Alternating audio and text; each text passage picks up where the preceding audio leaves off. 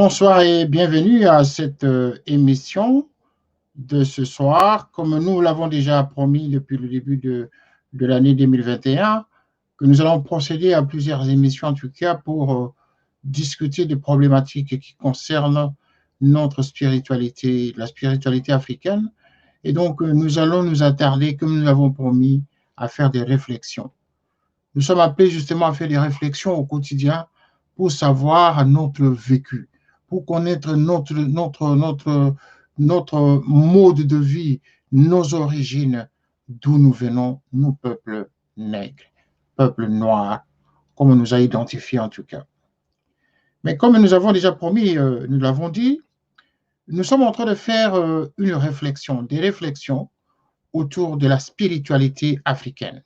Ce sera même le thème de cette émission de ce soir. Car les antennes de médias ne sont pas que pour le divertissement, mais c'est également pour les enseignements.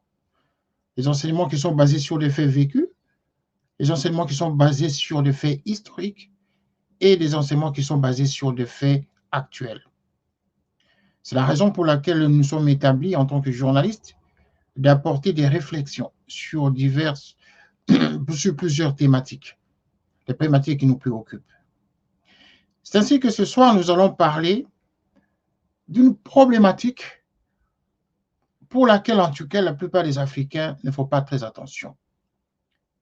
La problématique tourne autour de la spiritualité, bien sûr. Mais la question essentielle ici, c'est de savoir d'où nous venons. D'où nous venons, c'est la question essentielle. Question à laquelle, en tout cas, la plupart des gens ne se la posent pas. Et dans cette émission de réflexion et spiritualité africaine, nous allons débattre sur tout le mois de janvier sur le personnage qui a marqué le continent africain sur le plan spirituel, celui que nous appelons Simon Kimbangu. Simon Kimbangu, nous devons vraiment faire des efforts pour que nous puissions entrer en profondeur et savoir d'où est venu cet homme. La question que l'on se pose toujours, c'est de savoir s'il était Dieu ou prophète africain, ou vice-versa, ou soit il était le Dieu africain, ou soit il était prophète africain. Au regard des écrits, au regard des témoignages que la plupart des gens nous apportent, et au regard aussi du volume, du nombre de gens qui suivent cette prophétie, cet enseignement de Simon Kimbangu, le sujet nous interpelle quand même.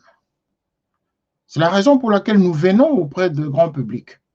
Nous qui sommes des communicateurs, des communicants, comme on dit, et des journalistes de surcroît, nous qui sommes en même temps écrivains, philosophes et psychologues, nous sommes appelés à parler sur ces genres de sujets qui préoccupent en tout cas notre compréhension psychologique. Et pour nous permettre de toujours bien analyser la question de Simon Kimbangu, nous nous appuyons toujours sur un document écrit par certains auteurs qui ont parlé de lui, qui ont parlé de ses témoignages, qui ont parlé de ses révélations, qui ont parlé de ses enseignements, qui ont parlé de ses recommandations auprès de ses fidèles. Voilà, nous nous basons sur des documents écrits. Car en Afrique, on sait que la tradition orale se perpétue de génération en génération, mais parfois, elle perd aussi sa quintessence à partir de certains moments. D'où la notion de l'écriture.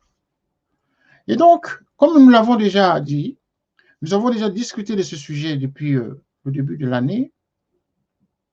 En tout cas, jusque hier, nous avons fait une émission des révélations, une émission témoignage.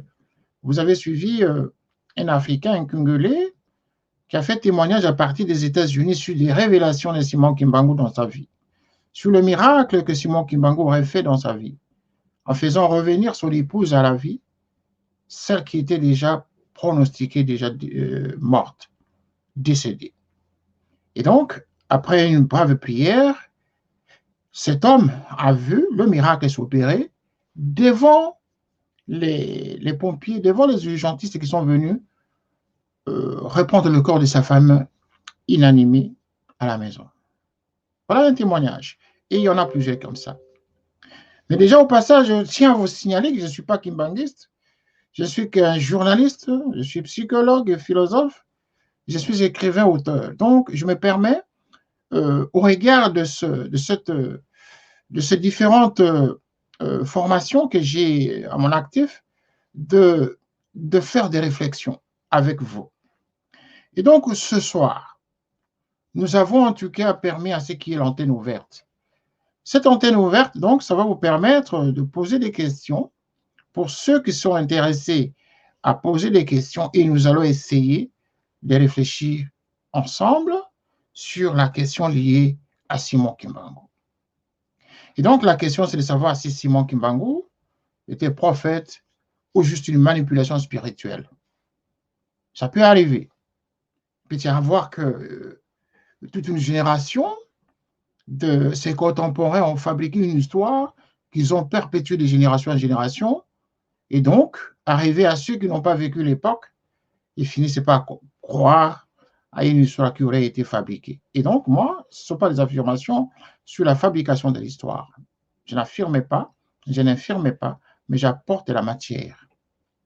Mais avant de commencer, de continuer notre réflexion, je reviens encore sur un texte. Le texte que nous avons évoqué lors de notre émission de la semaine dernière. Un extrait d'un texte ici qui a fait, en tout cas, parler les gens, parce que nous avons reçu, en tout cas, à notre rédaction, plus de 600 messages textos, des emails, en tout cas, nous les avons reçus, parce que les gens avaient voulu savoir cet extrait, ce que ça voulait dire. Et donc, nous allons essayer d'analyser ensemble avec vous. Et pour ceux qui sont kimbanguistes et qui peuvent être en train de suivre cette émission, vous pouvez nous appeler et apporter en tout cas votre éclaircissement pour l'intérêt de ceux qui ne connaissent pas Simon Kimbangu. Je vais lire l'extrait en question, l'extrait pour lequel en tout cas la plupart des gens veulent comprendre sa quintessence, c'est-à-dire sa nuance et son sens profond. Alors, à l'instar de la nature des collaborations qu'il y avait entre Jésus-Christ et Simon Kimbangu, les rencontres et entretiens entre ce dernier et Djangui Ndakutima s'est déroulé. En effet, lorsque Simon Kimbangu fut arrêté le 12 septembre 1921 et déporté à Elisabethville, c'est-à-dire au Katanga, donc presque à 2000 km de sa contrée natale, c'est-à-dire du Bas-Congo, Djangui, son fils, est né en 1918, n'avait que 3 ans d'âge. Simon Kimbangu demeura en déportation jusqu'à son décès en 1951.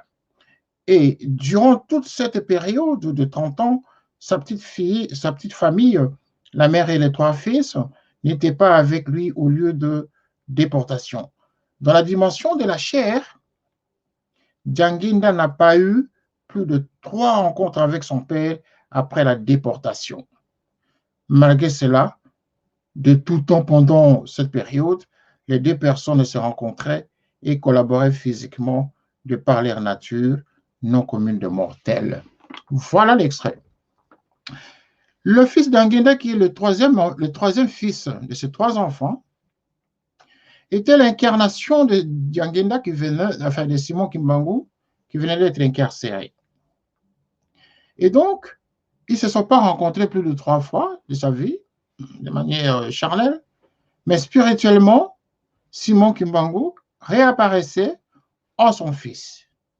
Et d'ailleurs, un peu plus tard, l'extrait nous dit aussi que Simon Kimbangu, même étant en prison, il y réapparaissait même dans la cité, évangéliser, parler aux villageois, alors qu'il était supposé être en prison. Voilà ce que la plupart des gens n'avaient pas bien compris, et moi non plus, je n'ai pas je n'ai pas cette onction spirituelle comme les nantis du kimbanguisme à vous faire comprendre autrement que le sens que nous révèle le texte. C'est-à-dire que autant je lis, autant vous écoutez, et autant vous auriez pu lire pareil texte comme moi je le lis, et c'est à nous d'apporter des réflexions. Est-ce que Simon Kimbangu réellement, ce fut une histoire vraie? Était-elle une invention de l'homme? Voilà, donc la balle est dans votre camp. Essayons de réfléchir là-dessus. Moi, je ne peux pas imposer un point de vue. Simplement, ce genre de thématiques mérite que nous puissions tous faire corps pour analyser, pour réfléchir, afin qu'une solution soit quand même trouvée pour l'intérêt des générations futures. Donc, je souhaiterais en tout cas que vous qui nous suivez, la plupart des Kimbanguistes qui sont à travers le monde, essayez de réagir, essayez d'éclairer en tout cas. La photo que vous voyez, c'est justement la photo de Simon Kimbangu en prison. Donc c'est l'unique photo, c'est quand même étrange que cet homme on n'ait pas eu autant de clichés de cet homme, à part celle-là qui est considérée comme une image officielle de cet homme spirituel. Voilà. Donc, essayons de réfléchir là-dessus et pour nous permettre justement de mieux nous imprégner dans l'affaire, j'aurais bien voulu avoir en ligne, là on est en train de nous écrire seulement, mais bon, je souhaiterais que vous appeliez parce qu'en fait, c'est une émission de réflexion sur antenne libre. L'antenne, nous l'avons consacrée en tout cas aujourd'hui pour vous permettre de réagir en direct. Vous pouvez appeler à ce numéro. Nous allons essayer d'échanger ensemble, bon enfant, en train de réfléchir ensemble et sans débat de contradiction ni de débat de polémique. Mais simplement, nous voulons juste essayer de comprendre quelle est cette magie ou cette force qu'il avait en étant en prison et dans sa réincarnation, il apparaissait à l'extérieur, en dehors de la prison, pendant qu'il était supposé être enfermé. Alors qu'en même temps, il se manifestait en son fils, Djanginda, qui n'avait que 3 ans lorsqu'il fut arrêté pour être déporté au Katanga. Voilà. Donc, le débat est lancé. Faisons cette réflexion ensemble. Nous sommes disposés à vous écouter. Nous sommes disposés à réfléchir ensemble. Essayons d'arriver à un moment donné, en tant qu'Africains, d'élever le débat, de sortir des schémas déjà tracés, d'apporter quand même des réflexions sur certaines choses, sur certaines réalités qui nous entourent. Car si nous ne faisons pas des réflexions sur des sujets qui nous concernent, mais à quand est-ce que l'Africain, justement, va prendre possession de sa spiritualité? Car il est vrai que dans différents ouvrages que nous lisons, même sans parler de Simon Kimbangu, il est vrai que l'Africain a une spiritualité. Et cette spiritualité, c'est ce qui fait justement son originalité, qui a été justement entachée par la traite négrière, par la colonisation et par autant de déportations que l'Africain avait connues. Et donc, en même temps, son histoire a été biaisée. Et donc, essayons tous de réfléchir. Essayons tous de mettre de côté des personnalités spirituelles d'abord. Mettons-les de côté, mais essayons de nous poser des questions. Est-ce que l'Africain n'avait pas sa spiritualité? Est-ce que l'Africain n'avait pas une croyance? L'Africain doit-il être soumis à une croyance en venant de l'extérieur? C'est cela, autant de questions. Parce que déjà, même pour revenir à Simon Kimbangu, le texte nous dit que même Jésus l'avait reconnu avant qu'il ne soit, avant qu'il ne vienne sur terre. Jésus l'avait reconnu en disant qu'il y aura un prophète. Un siècle plus tôt, il y a cette jeune dame qui est Panvita, qui va mourir, qui était aussi une femme combattante justement de la liberté, de l'esclavagisme, de l'homme noir, et qui fit aussi la jeune d'Arc africaine qui était justement morte dans des conditions atroces par l'esclavagiste d'hier. Et donc, elle aussi avait révélé qu'il y aura un prophète, qu'il y aura quelqu'un qui viendra justement pour libérer l'Afrique spirituellement. Mais tout ça, c'est des gens qui ont écrit. Mais notre génération aujourd'hui, ne sommes-nous pas capables de réfléchir pour nous poser des questions, pour chercher à comprendre si ce qui a été écrit est une réalité? Ces écrits sont-ils des écrits crédibles à considérer? C'est très important parce que nous ne pouvons pas exister sans avoir une spiritualité. Donc, essayons justement de réfléchir ensemble. Posons-nous tous des questions de savoir pourquoi est-ce que l'homme noir, à un moment donné, s'est senti obligé de se révolter. C'est cela. Pourquoi, à partir de certains moments, l'homme noir s'est senti obligé de chercher sa liberté, de casser les chaînes et de se dire, je demande ma liberté, sortir de l'oppression. C'est justement parce qu'il y avait une force en l'homme noir d'exiger justement sa liberté. Donc, cette liberté, c'est l'émanation d'une force spirituelle. C'est l'émanation également de la transcendance humaine, de la manière dont l'homme noir, avec les dieux qui l'entourent, justement, ont réussi à vivifier son être pour lui permettre de quitter les chaînes de l'oppression.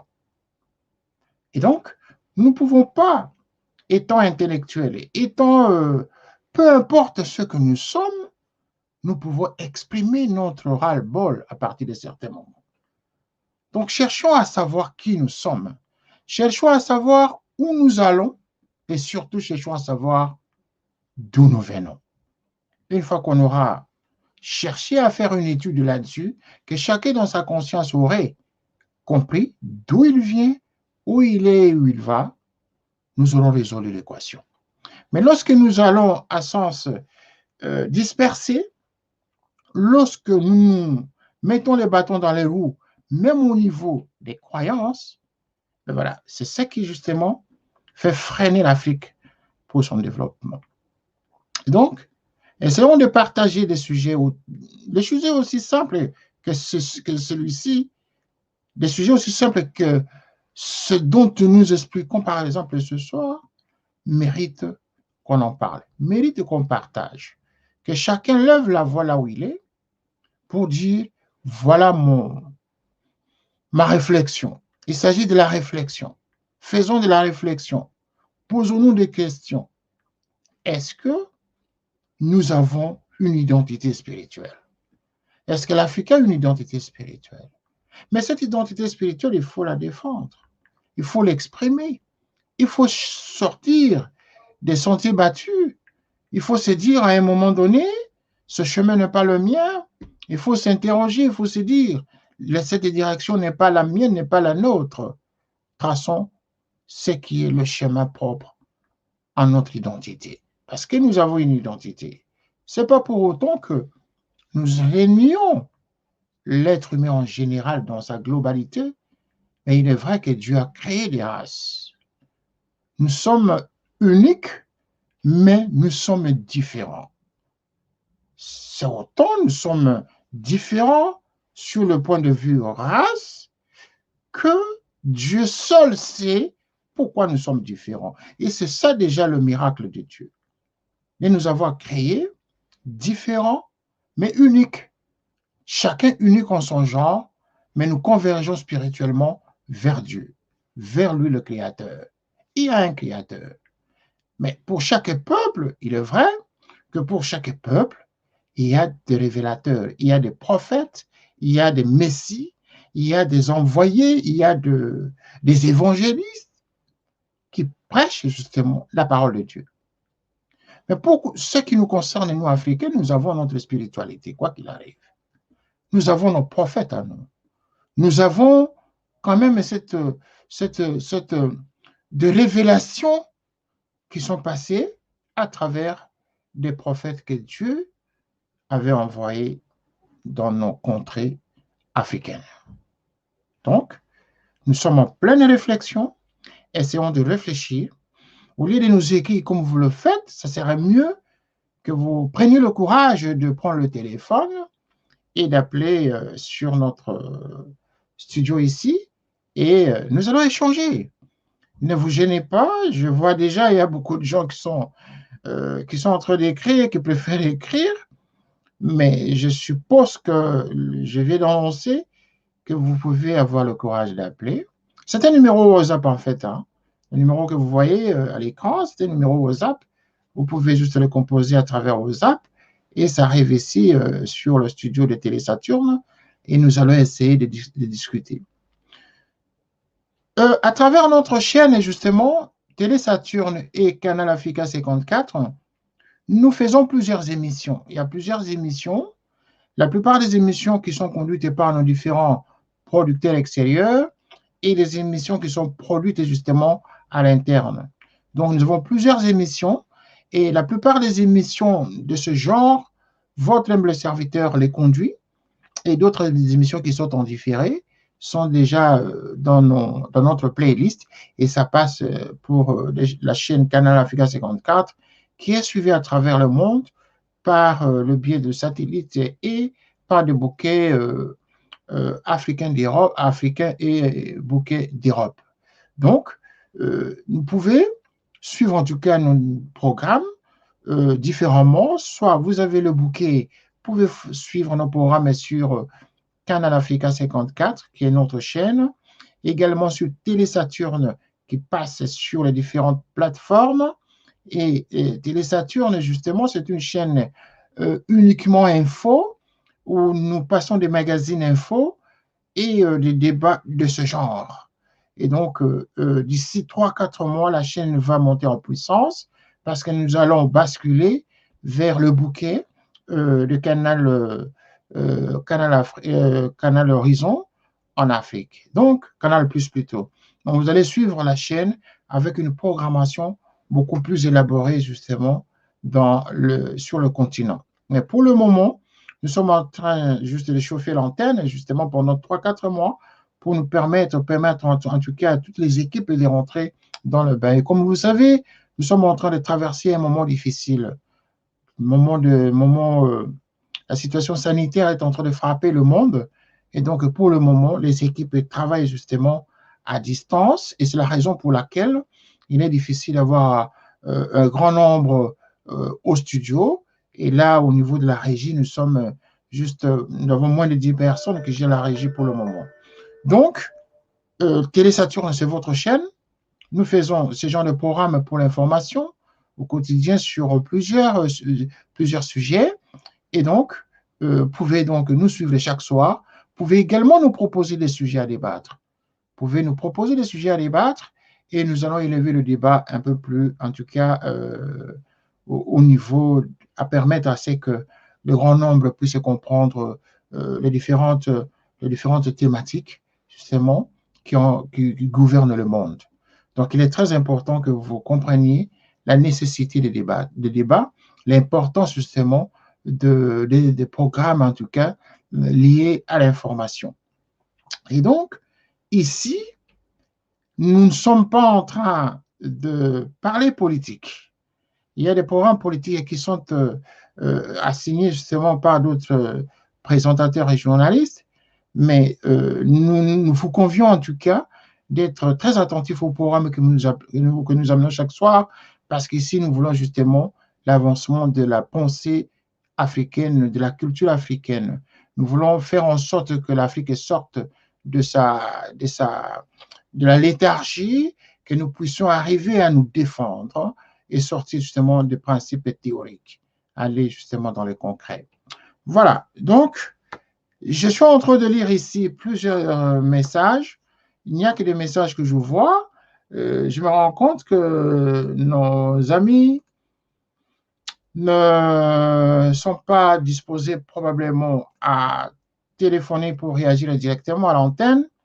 Ils préfèrent écrire, mais ne vous gênez pas. Nous sommes à 5 minutes de l'émission, mais il serait mieux justement que vous puissiez justement prendre le téléphone et poser votre question pour nous permettre justement d'échanger ensemble parce que cette antenne vous est donc destinée afin que nous puissions discuter ensemble. Alors, nous allons prendre, nous allons prendre un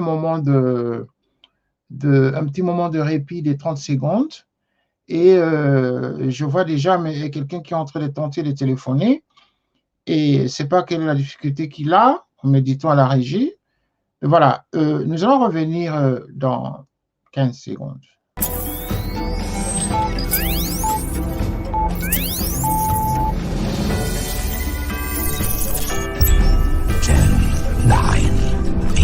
7, 6, 5, 4, 3, 2, 1, 0.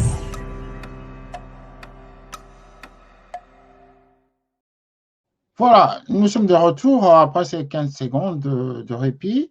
Nous avons justement une dame là qui est en train de nous appeler, mais il est tout le temps coupé. Mais je vois que c'est un appel qui vient des États-Unis, là. Hein. C'est un appel qui vient des États-Unis, mais ça coupe. On ne sait pas pourquoi ça coupe. Bon, mais il faut insister, chère madame. Hein. Il faut insister. C'est une dame. Bon, elle est en train d'écrire un message.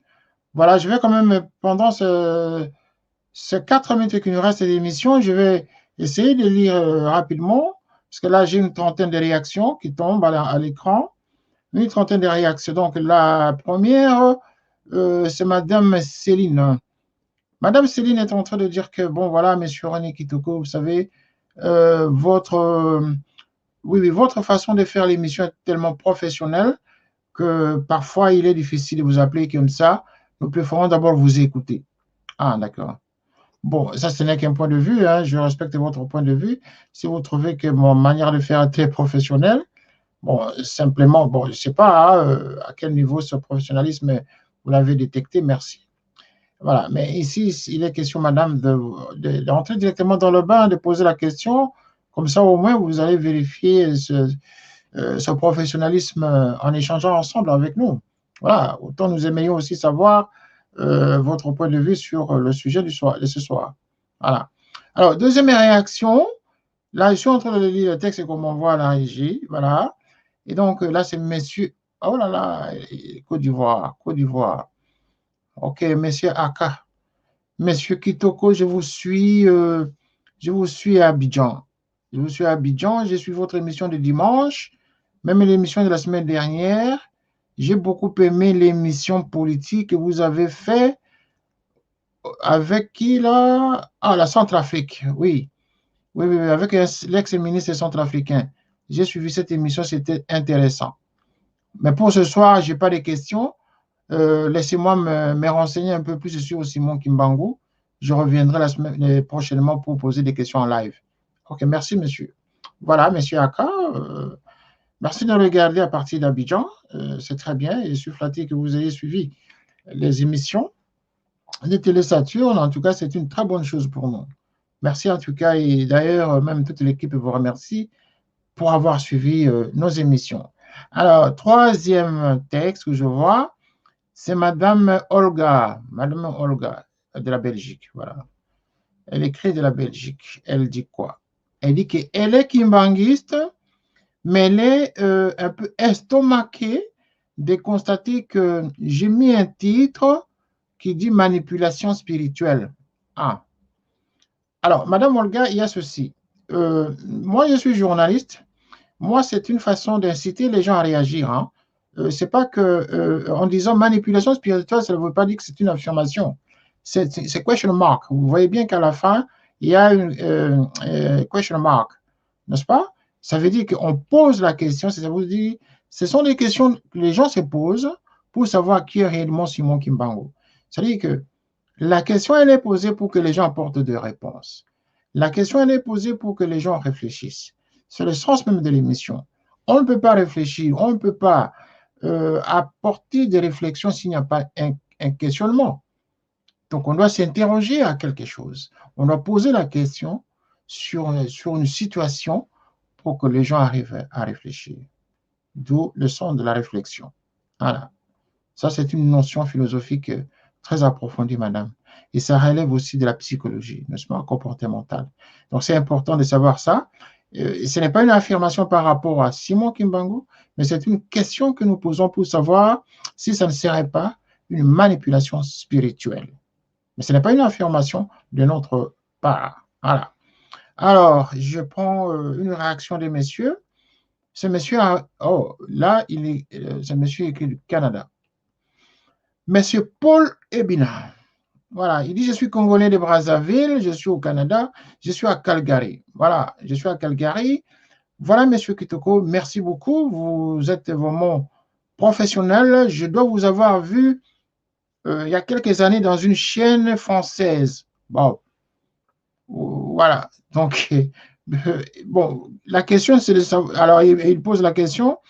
Oui, oui, oui, la thématique de ce soir est très intéressante, mais je suis au travail, je ne peux pas vous poser la question pour le moment. Mais en tout cas, je prends bonne note et je viendrai vers vous au courant de la semaine. Merci, monsieur. Voilà. Si vous êtes au Canada et que vous m'avez vu dans d'autres chaînes en France, oui, il est vrai que votre humble serviteur a travaillé à un moment donné en France, il y a quelques années justement, dans certains médias français. Merci. En tout cas, de cette reconnaissance de votre part. Ça fait quand même quelques années en arrière. Merci d'avoir reconnu mon visage à travers Télésaturne. Merci, monsieur.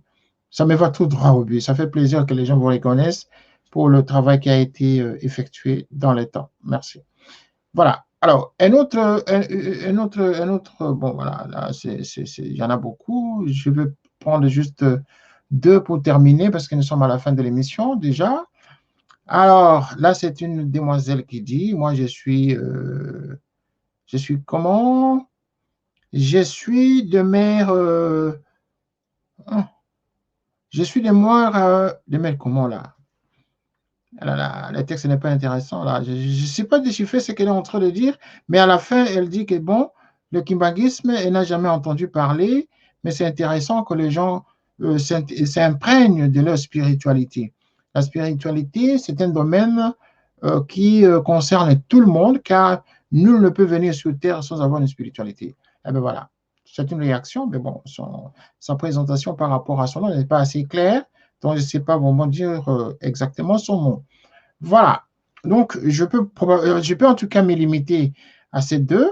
J'ai l'impression que vous n'avez pas eu la possibilité probablement d'appeler pour réagir directement à l'émission. Vous préférez écrire, c'est très bien. Il y a encore la réticence. Hein. Lorsque je lis les autres textes, les autres textos, la plupart sont tous réticents en tout cas. C'est-à-dire que, bon, je ne sais pas si c'est comment je dois faire l'émission pour vous inciter à vous mettre en confiance. Mais sinon, ne pensez pas qu'on va poser des questions aux gens. C'est vous appelez, vous réagissez, vous appelez, vous réagissez, et les autres vous suivent. C'est un peu le sens de l'émission. Voilà, donc ce ne fut que cette façon-là que nous avons voulu vous mettre dans le bain ce soir et permettre à ce que les gens fassent la réflexion spiritualité africaine. Donc, ce n'est que une première. Et demain, nous allons nous retrouver encore une fois à la même heure pour parler justement de la spiritualité autour de Simon Kimbangu. Donc, ce soir, il était question qu'on réfléchisse sur comment je veux dire, la dualité de Simon Kimbangu, sur la réincarnation de son fils Djangé Ndakuntima. Donc, lui qui était en prison, mais il réapparaissait dans son fils et il s'est manifesté en lui. Donc, la question, c'était de savoir si cet extrait-là, cet enseignement, n'est-ce pas, est un enseignement à prendre en compte, à prendre en considération. Si ce n'est pas une manipulation spirituelle, si ce n'est pas la manière que les contemporains de Simon Kimbangu ont voulu faire pour l'élever plus haut, alors que probablement en son temps, il n'était qu'un évangéliste de la parole de Dieu comme on en voit aujourd'hui. Et aujourd'hui, on peut voir aussi des pasteurs qui font guérir les gens, qui font des miracles. Mais ce n'est pas pour autant que ces pasteurs deviennent des dieux. Et donc, comprenez que déjà nous sommes aux alentours de 1920. Les gens intellectuellement n'étaient pas encore assez très très émancipé et se faisait probablement d'un tel acte qui relevait de miracles pour on le colle l'étiquette de Dieu. Et ben voilà, ça peut arriver que tout ça va avec la capacité intellectuelle de chaque peuple, la capacité psychologique aussi d'approcher les événements et de les analyser. Et donc, philosophiquement, tout est possible il peut y avoir une manipulation spirituelle à un moment donné pour un peuple qui était encore assujetti pendant la colonisation et qui avait subi l'esclavagisme et qui voit justement quelqu'un qui parle de Dieu et qui en fait quelques miracles. Comme on voit aujourd'hui, nous voyons des pasteurs faire des miracles et qui guérissent des malades en faisant des prières.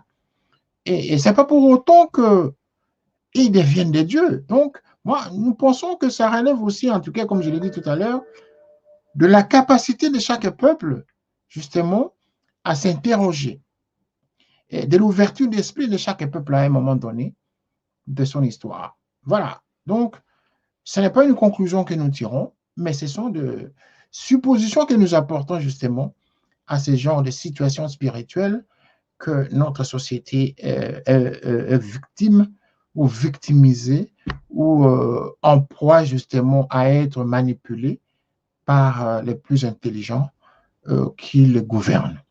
Voilà, nous sommes donc arrivés à la fin de cette réflexion, réflexion et spiritualité africaine.